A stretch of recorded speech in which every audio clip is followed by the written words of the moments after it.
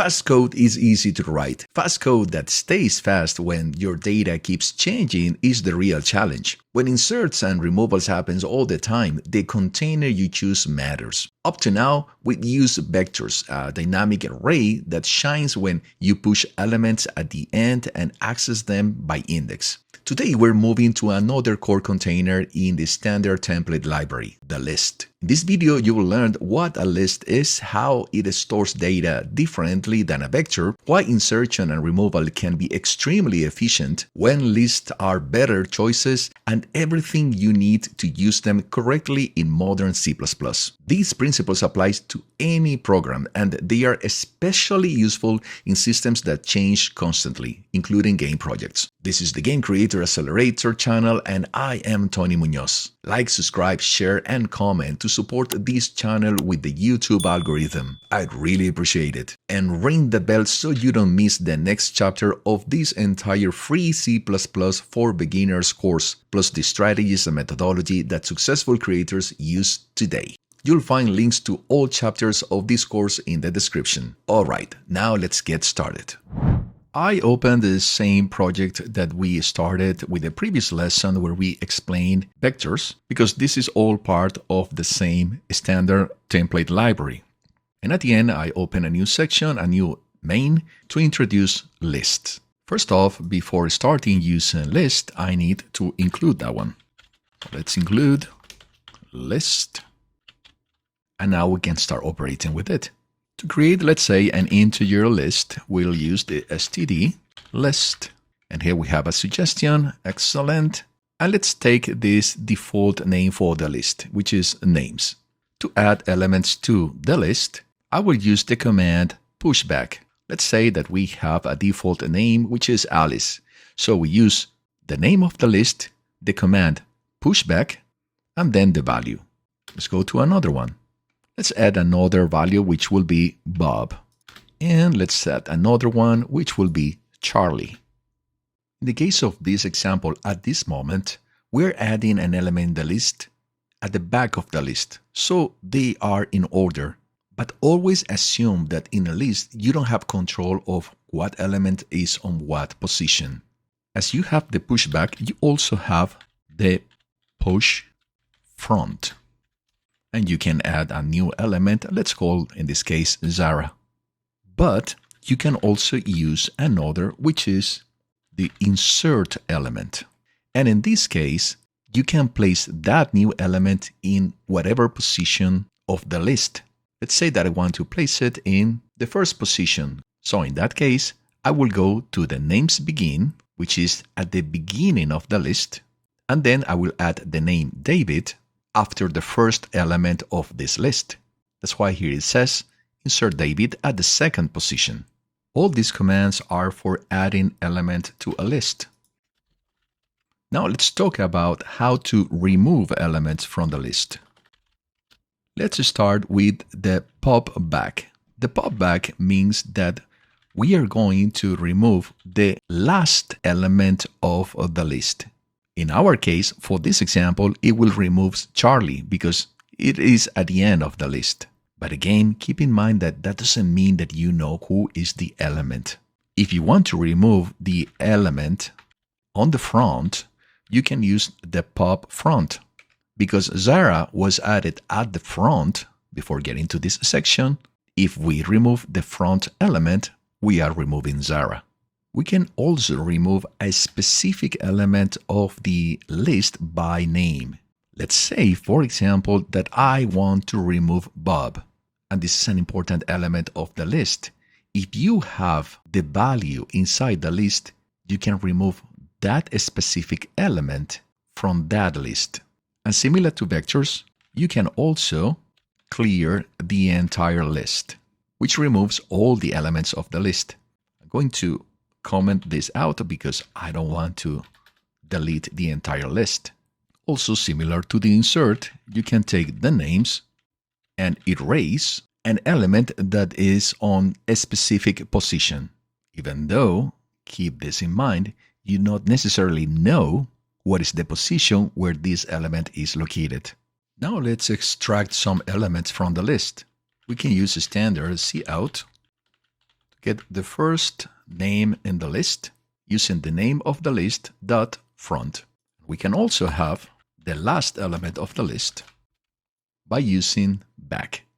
If you want to check the size of the list, we use the size applied to that list, and we can also check if the list is empty by using .empty. And in this case, I am asking it because if this value is true, then it will say yes. And if this value is false, it will say no. Let's test it. Hello world. Then we have the first name in the list is David.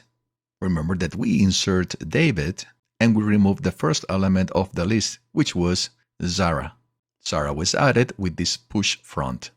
And because David was added after Zara, when we ask here what is the first element of the list, David is presented.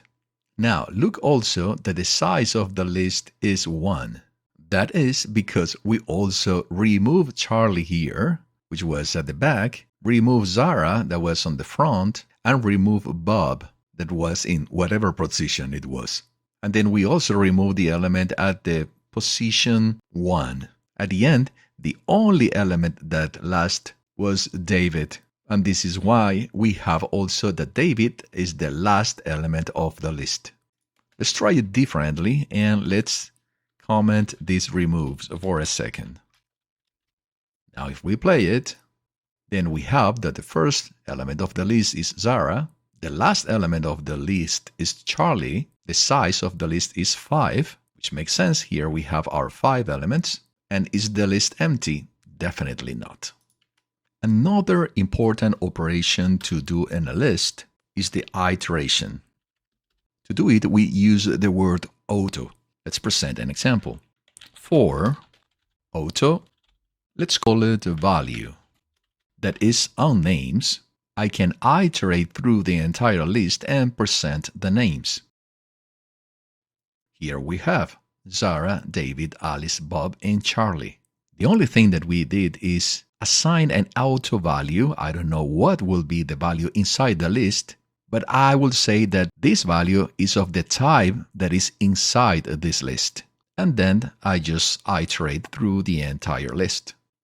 Before we continue, let me share something important with you. This channel is part of a bigger journey called the Game Creator Accelerator Lifetime Mentorship. And it's built especially for people who already have a life in motion, a day job, responsibilities, a stable routine, but still feel that pull to build something meaningful in game development after office hours. The goal is simple: real and measurable transformation into a game creator. Not just watching tutorials, not just collecting notes or certifications, but building proof through learning and creating projects. Inside the GCA, you and I work together to build your first playable prototype in Unreal, learn the core principles you reuse in every project, and set up a path to share your work so studios, publishers, recruiters, and players can actually discover what you create. Then we lock in routines and a repeatable plan that keeps you consistent even when your schedule is tight. This is the same approach successful indie creators use, myself included. And I learned it the hard way through frustration, mistakes, and even massive layoffs in the industry. Because today, learning in isolation and only sending applications is not enough.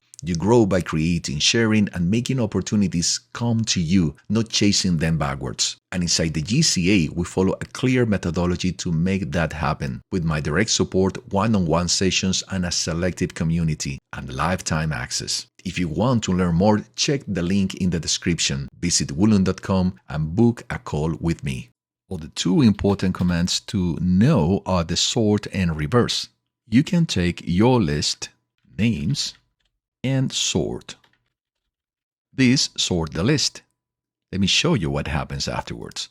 Let's use the same iteration after we sort the list and see the new list.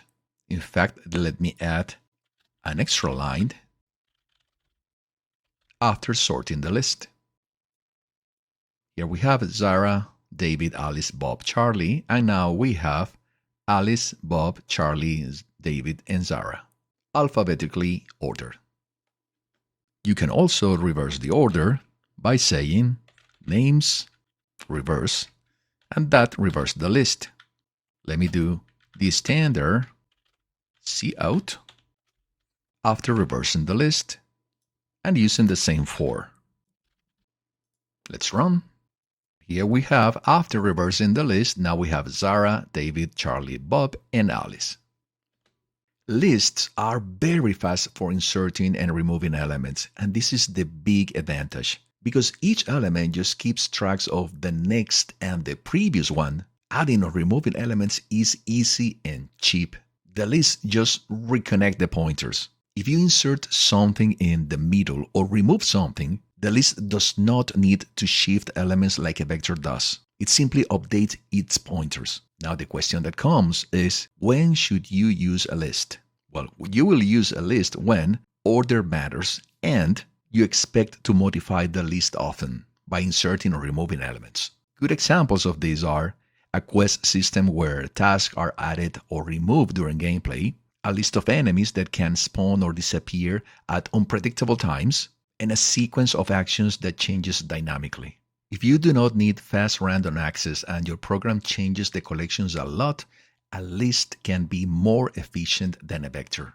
Vectors and lists solve different problems. Vectors are great when you need fast access by index and mostly add elements at the end. List shines when your data changes often and you need fast insertions and removals without shifting memory. There is no better container. There is only the right tool for the problem you are solving. Understanding these trade-offs is what separates someone who just writes C++ from someone who designs systems that scales, including game systems you later build in Unreal Engine and beyond. Now help me out for a second. Like, subscribe, share, and comment. It helps this free course reach more people who might need it, and ring the bell so you don't miss the next chapter in this C++ for Beginners series. You'll find links to all chapters in the description. And to go deeper with a repeatable path into the gaming industry after office hours, visit Woolen.com and learn more about the Game Creator Accelerator Lifetime Mentorship.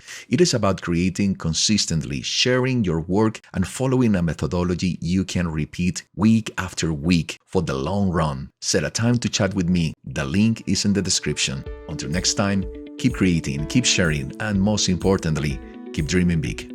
I'll see you soon, my fellow creators.